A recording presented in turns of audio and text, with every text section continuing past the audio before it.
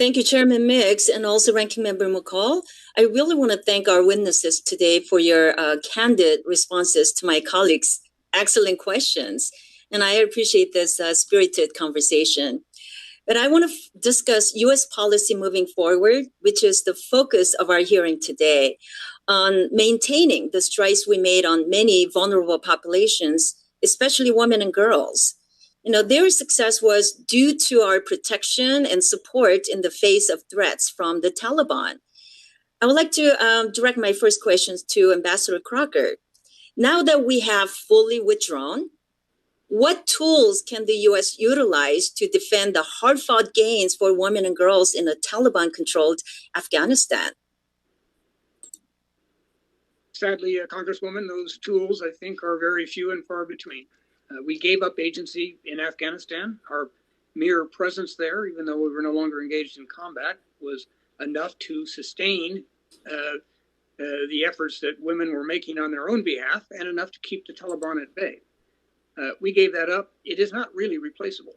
The best I can come up with is for the U.S. to try to orchestrate an international effort that will have many voices speaking, as many as possible, that the world still is watching, that the world cares what happens. And again, that's going to be hard to sustain because the administration, as I see it, simply want to change the subject. So if they are able to do that, there is not much we can do. Well, let me focus on that humanitarian side then. The Biden administration has said it will continue to serve the humanitarian needs of the Afghan people. So then, how can we effectively provide humanitarian assistance and meet the dire needs of the Afghan people without benefiting or legitimizing the Taliban-controlled government?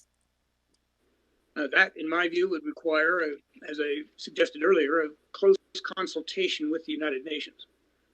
Some parts of the UN are effective. One of the most effective, in my experience, is the World Food Program, and the executive director is an American, always has been. So that is an agency that is involved in the core of humanitarian efforts for the United Nations that has a pretty good track record, and one, again, where the top person is an American citizen. We need to get a special representative of the Secretary General into Kabul, who is someone of strength, integrity, and someone who can that we can work with. Such people are out there. I mentioned one of them, Staffan de Mistura. So that I think we can certainly help support an international effort on humanitarian relief that does not empower the Taliban. Sure. And focus on actually meeting the needs of the Afghan people and not being diverted to the Taliban, Al-Qaeda, or foreign terrorist fighters entering into Afghanistan, right?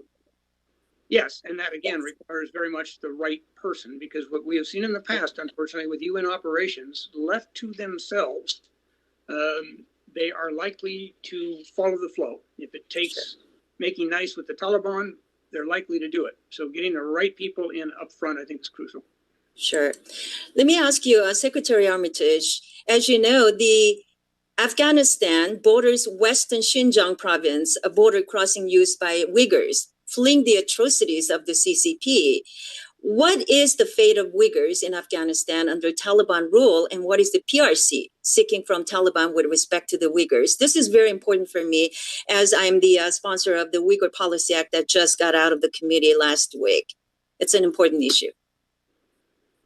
Congresswoman Kim, it's very important to me as well. I was responsible in a large way during the Bush administration for the extraction of Rabia Qadir and most of her children. One, of course, died. One child died. So I think the future for the Uyghurs in Afghanistan is very dim, and I think the future for the Uyghurs in Xinjiang province is very dim. It seems to be sort of a acceleration of the stories coming out of China about the terrible conditions, the number of Uyghurs that are under detention, what happens to them in detention. And it seems to be that this is going to be, and it should be, one of the ways we judge the bona fides of Xi Jinping. But I think their future is very dim. I know we're running out of time, but I just wanted to quickly throw in another question. Do you see any prospect of PRC establishing a military presence in Afghanistan in the wake of U.S. withdrawal? The gentlelady's time has expired. I'm not going to have time to get that one in. I now recognize Representative Abigail